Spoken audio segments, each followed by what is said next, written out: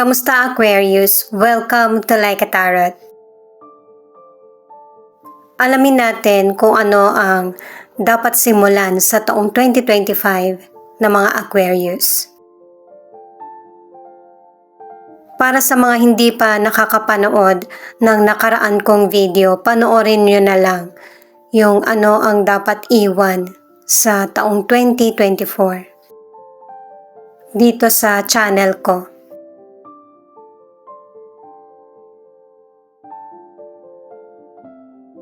Ayan, ito na yung mga cards mo. Kunin na natin.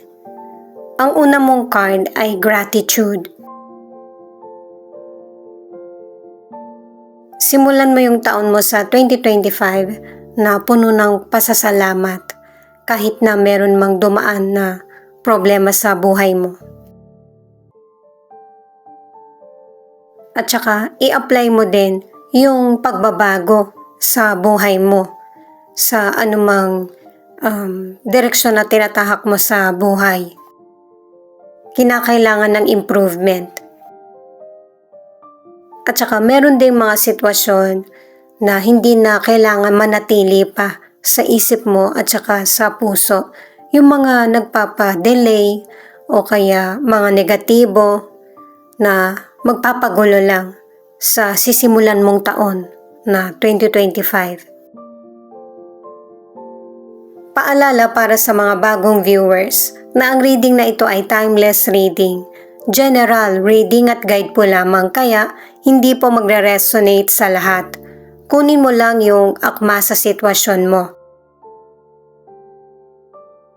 At kung kailan mo ito napanood, yun ang start ng 1 week reading para sa iyo. Ikaw na bahala magpalit kung si person mo ito o ikaw.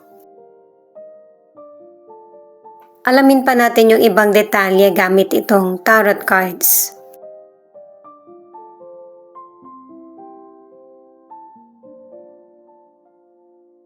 The Hierophant, Ten of Swords at Page of Swords. Itong taong 2025, pwedeng sa mga susunod na buwan, gagawin mo, hindi ka na magsishare ng kung anong meron ka. Ang ilan kasi sa inyo nagkaroon ng issue sa family mo, sa person mo, or sa kapwa mo. Kasi yung connection mo sa tao na ito, nagpa-stress sa iyo. Pinoprotektahan mo yung sarili mo at saka nagiging alerto ka sa sitwasyon. Kasi nagwo-worry ka rin sa kung ano yung susunod na mangyayari or plano o masamang plano ng person na ito sa iyo. At saka nakadalawang cards ka na rin na ang ilan sa inyo nasa malayong lugar ka, hindi mo kasama itong person na ito. Na noon kakampi mo, naging kaalitan mo na. Kapaguran din ang nangyari sa sitwasyon dahil na rin sa pag-intindi mo dito sa person. Ang ilan sa inyo sa career, maganda yung nagiging takbo ng career mo. Kumbaga, merong fulfillment. Nagagawa mo yung gusto mo at saka marami ka ring nakakasundo. Pero sa ilan, nakadalawang cards na magkaroon man ng ending sa career mo, meron namang bagong darating na mas mapapaunlad mo sa career man ito or negosyo.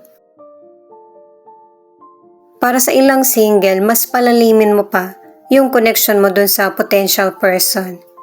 Kasi ikaw yung nagpapasaya sa kanya lalo na sa mahirap na pinagdaraanan niya sa buhay. Ang ilan naman sa relasyon, nakikita mo na may mali sa relationship nyo na kailangan nyo tong pag-usapan para maayos yung misunderstanding or magkaroon ng clarity sa itinatakbo ng relasyon. Ang ilan kasi sa inyo, hindi nagiging tapat ang person mo sa iyo. The Lovers, the High Priestess, Page of Wands. Sa mga cards na ito ay pinapakita na may mga Aquarius na kina-question mo na kung ano ba yung nangyayari sa relationship nyo. Kasi meron kang mga nalalaman or natutuklasan na sikreto ng person mo. Nakadalawang cards ka na lakasan mo yung loob mo at saka hindi naman ito magiging malaking kawalan sa iyo. Kasi nakadalawang cards ka na rin para sa malakas yung karisma mo. Na kayang-kaya mong itaguyod yung sarili mo or yung binubuo niyong pamilya. At saka yung mga nangyayari sa iyo ay hindi masama kahit gaano man ito kasakit. Itinuturo sa iyo yung bagong direksyon. Para sa financial, nagiging successful ka kasi may ibang tao na successful na nahawaan ka rin ng tagumpay nila. At saka pinapaalerto ka ng mga cards na merong mga darating na oportunidad patungkol sa financial. Mas lalong darami yung kita mo pero yung financial mo, kailangan ikaw lang yung nakakaalam kung magkano lahat yung meron ka. May mga opportunity na darating na kailangan mong mag-risk. Pero kahit ganito yung situation, alamin mo pa rin at saka suriing maigi. Magagamit mo yung kutob mo sa sitwasyon at magkakaroon ng financial growth at saka prosperity dahil sa oportunidad. Para sa ilang single, ito na yung tamang timing na makikilala mo yung next na makakarelasyon mo. Iba na yung panahon natin ngayon kaya hindi na mahalaga kung sino man yung unang aamin sa inyong dalawa. Kasi ang importante ay yung pareho kayo ng feelings. Ito yung message or feelings ng person mo. Pero pwede rin ipakita yung feelings mo dahil connected ka sa kanya. Ibig sabihin nito, gusto mong maintindihan, maunawaan yung situation ng person mo. May person na lumalayo sa issue, pero ikaw gusto mong harapin ito kasi gusto mong maging klaro sa iyo kung ano talaga yung nangyayari sa relationship nyo. At yung person mo, gusto rin niya na maayos yung relationship niyo or connection, pero hindi niya alam kung paano ito gagawin. Kasi ito yung nasa isip niya kung mapapatawad mo ba siya sa mga pagkakamaling nagawa niya sa iyo. At kahit na nagkalayo kayo ng person na ito, nagkaroon ng problema ang relasyon niyo, yung pagmamahal niya ay nananatili pa rin. Kumaga, mahal ka pa rin ng person mo. Ang hindi niya alam ay kung paano sisimulan yung connection yung muli. Kasi nalilito ka na rin or kahit siya kung ano yung itatakbo ng relasyon nyo dahil na rin sa mga situation na or problems na pinagdaraanan nyo. At ito yung pareho nyong kailangan, yung self-love, yung mag-heal muna sa situation at saka maghinay-hinay. Para yung magiging muli nyong koneksyon ay mas magiging maayos yung pag-uusap nyo. Meron ng clarity. At para sa ilan na nasa relationship, maayos yung nagiging takbo ng relasyon nyo ng person mo, may balanse at saka patuloy yung communication. Pero may ilang Aquarius na nagkakaroon ng problema. Dahil sa ang ilan, hindi kayo nagkakaroon ng communication ng person mo. Walang clarity sa kung ano yung nangyayari sa kanya ngayon. 2 of Swords, 3 of Swords at the Tower. Naka-3 cards na merong betrayal yung relationship.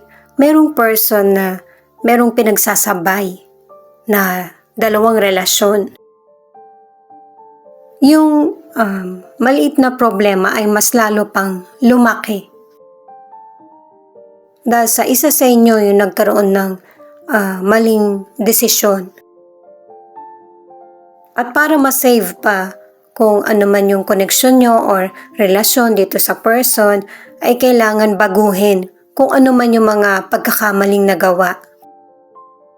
At ano man yung maging resulta ng decision sa situation na ito, hindi naman ibig sabihin ay unlucky ka na.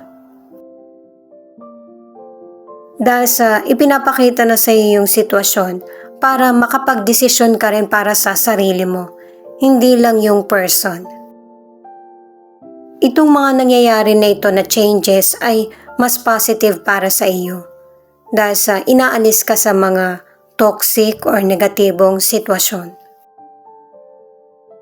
Sa kalusugan, napaka-importante ng message ng mga cards na ito kasi may ilan na nagkakaroon ng health problem, pwedeng sa ugat o kaya sa puso na kailangan operahan. At saka ang ilan sa inyo healthy ka naman talaga pero nagkakaroon kasi ng iba't ibang issue kaya nai-stress ka or nadidepress. Mahirap man itong gawin pero kailangan mas iprioridad mo yung kalusugan mo. Mas importante yung kalusugan mo kaysa sa ano pa mang gawain. Ito yung final card mo, 8 of Swords. Ito yung time na mag-goodbye ka na or i-release mo na yung person or toxic na situation or mga negatibong nangyayari sa buhay mo. Kasi ang gusto mo nang harapin ay yung mas merong improvement at progress na sitwasyon. At once na ito na yung napagdesisyonan mo, wala nang balikan pa sa kung ano yung nangyari sa'yo sa nakaraan. Kasi ikaw mismo yung nagdesisyon para sa kagustuhan mo na freedom. At ito na yung time na yung mga na-delay na magandang oportunidad sa'yo ay darating na. Para sa mga single, isipin mo kung ano ba yung mas importante sa'yo, kung ano ba yung dapat mong sundin, yung isip mo or yung puso mo. Kasi kung hindi ka pa ready magmahal, huwag mong pilitin yung sarili mo. At saka meron ka rin makikilala na potential person na hindi naman kayo magiging magkarelasyon pero marami kang matututunan sa kanya na maia-apply mo rin sa sarili mo. Ito na yung next message na yung person ay takot na umaksyon or magparamdam sa iyo. Kasi alam nung person mo na magkakaroon kayo ng mahabang diskusyon or magtatalo kayo muli. Alam niyang hindi mo pa nakakalimutan yung mga nagawa niya sa iyo. At soon, pwedeng tawagan ka niya o kaya mag-send siya ng message sa iyo na ito yung panahon na hindi mo na to tatanggapin. At ito yung na-miss na oportunidad ng person mo dahil sa pinakawalan niya yung totoong tao na concern at nagmamahal sa kanya. Kaya mo tinanggihan na yung person kasi nga hindi siya tapat sa iyo. At alam mong uulitin niya ito. Yung bang nahihirapan ka na rin ibalik yung tiwala mo sa kanya kasi nung panahon na kayo, ibinigay mo na yung best mo. At ito yung panahon na may isip ng person mo na siya yung sumira sa magandang koneksyon or relasyon nyo. At gusto niya na rin na magkaroon ng pagbabago sa buhay niya. At katulad mo, hindi rin siya nawawala ng pag-asa na soon ay magkaroon kayo ng pag-uusap na kahit hindi maging magkarelasyon ay yung makausap ka niya. Yung magkaroon kayo ng closure. Yun yung inaasahan niya na mangyari. Gusto na rin ng person mo na magkaroon ng bagong simula sa buhay at saka yung pareho kayong makamove on. Pero mukhang mas naka-move on ka na kesa sa person mo. At ito na yung sinisimulan mo yung mga mas magandang pagkakataon. Ang ilan sa inyo na nasa relationship ay umiiwas ka na mapag-usapan nyo ng person mo yung patungkol sa relasyon nyo. Kasi hindi mo pa rin maibalik yung tiwala mo sa person mo. Pero kailangan na talagang i-apply yung changes sa relationship nyo para mapagkasunduan kung ipagpapatuloy ba yung relasyon or magkanya-kanya na lang. Ito yung ilan sa 12 zodiac sign na nangunguna sa reading na ito. Virgo, Taurus, Sagittarius, Capricorn, Gemini. Ito yung mga charms na posibleng hanggang dito makaresonate ka or hanggang sa tarot cards lang. Ito naman yung mga letra na posibleng andito yung letra ng pangalan ng person mo or letra ng pangalan mo. Thank you nga pala sa mga nag-like, share, comment, and subscribe. Ingat po kayo palagi saan man kayo naroon. D, A, J, K, Q, X, C, B, H, U.